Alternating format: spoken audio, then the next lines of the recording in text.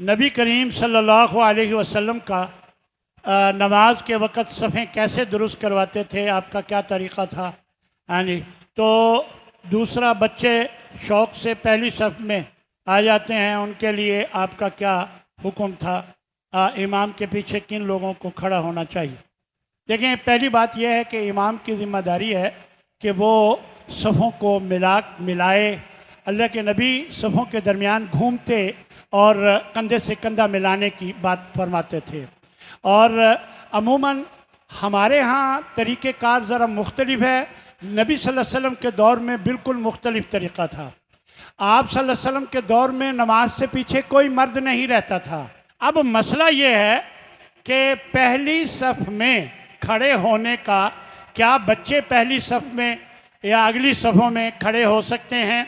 देखें, बात यह है कि अल्लाह के नबी का जो हुक्म है वो ये है कि इमाम के पीछे इल्म वाले, समझदार, अक़ल वाले खड़े होने चाहिए। ये अल्लाह के नबी का हुक्म है, यानी इमाम के पीछे। तो पीछे तो किसी बच्चे को खड़ा नहीं होना चाहिए, और कोई ऐसा शख्स भी खड़ा नहीं होना चाहिए कि जो नमाज पढ़ाने का अहल ना हो। ऐन मुमकिन है कि इमाम का वज़ू चला जाए, ख़त्म हो जाए, तो उसको आगे होकर नमाज पढ़ानी पड़े। अगर एक बग़ैर दाढ़ी के, चाहे वो अच्छा मुत्तकी परहेज़गार भी हो, वो खड़ा हो तो वो खुद झिझकेगा नमाज पढ़ाने से। तो इसलिए एहतियात चाहिए। अगली सफ़ का यकीनन अजर व सवाब दाएँ और बाएँ भी मिल जाएगा।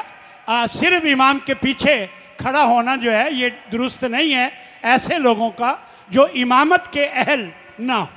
इसलिए एक रिवायत मिलती है कि हज़रत उबई बिन काब ने एक बच्चे को इमाम के पीछे देखा तो आपने उसे पीछे कर दिया। ये एक रिवायत मिलती है। लेकिन बच्चे जो हैं दाएं या बाएं, अगर वो पहली सफ़ में पहले आए हैं तो उन्हें बैठने का हक़ है। मैं नहीं समझता कि उन्हें रोका जाना चाहिए, इसलिए कि नबी करीम सल्लल्लाहु अलैहि वसल्लम ने पहली सफ़ की फजीलत बताई है। अगर आपको शौक़ है तो आप पहले आएँ और पहले अपनी पहली सफ़ में आ जाएं। अगर कोई बच्चा, जो बच्चे से मुराद जो 12, 13, 14 साल का बच्चा होता, समझदार बच्चा, नबी सल्लल्लाहु अलैहि वसल्लम ने हज़रत उम्मे सुलैम के घर जमात करवाई। मर्द नहीं थे, आपके पीछे एक बच्चा व गुलामुन और एक हज़रत अनस थे और एक बच्चा था। ये हदीस में आता है। तो इसका मतलब अगर कोई मर्द नहीं है तो बच्चा भी पीछे हो सकता है, ये मर्द ना होने की सूरत में। और वैसे अमूमी तौर पर अगर दाईं तरफ और बाईं तरफ बच्चे आकर पहले बैठ जाएं तो उन्हें पीछे बिल्कुल नहीं करना चाहिए। शरई तौर पर उनको पीछे करना इसलिए मना है कि नबी सल्लल्लाहु अलैहि वसल्लम ने सख्ती से मना किया कि कोई किसी दूसरे को उसकी मजलिस से ना उठाए और ख़ुद वहाँ बैठ जाए। ये हुक्म है अल्लाह के नबी का। जब ये हुक्म है तो वो पहले आया है, बैठा है, हाँ, इमाम के पीछे नहीं होना चाहिए, वो खुद भी उन्हें नहीं बैठना चाहिए। और मैंने देखा भी नहीं कि कोई छोटा बच्चा इमाम के पीछे कभी बैठा हो। बाकी दाएं बाएं अगर वो बैठ जाएं तो उन्हें बैठने की इजाज़त होनी चाहिए। लेकिन मेरा ये मशवरा है, अगर बच्चे अगली सफ़ में बैठना चाहते हैं और वो पहले आते हैं तो वो सफ़ के आखिरी हिस्से में बैठें। सफ़ के आखिरी में, दाईं तरफ या बाईं तरफ, जिस तरफ भी, वो सफ़ के आखिरी हिस्से में बैठें। ये हर तरह से मौजू होगा, मुनासिब होगा। लेकिन पहली सफ़ से या दूसरी सफ़ से बच्चे को पीछे कर देना ये मुनासिब। देखें, शौक़ दिलाने की ज़रूरत है आजकल के बच्चों को नमाज के लिए। अगर आप इस तरह करेंगे तो यकीनन बच्चे डिसहार्ट होकर फिर अगली दफ़ा नमाज में लेट होंगे।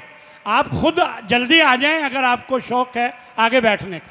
ये मैं आपको एक दो अहादीस की रोशनी में जो मुझे समझ आई है मैंने आपको ये बात बताई है।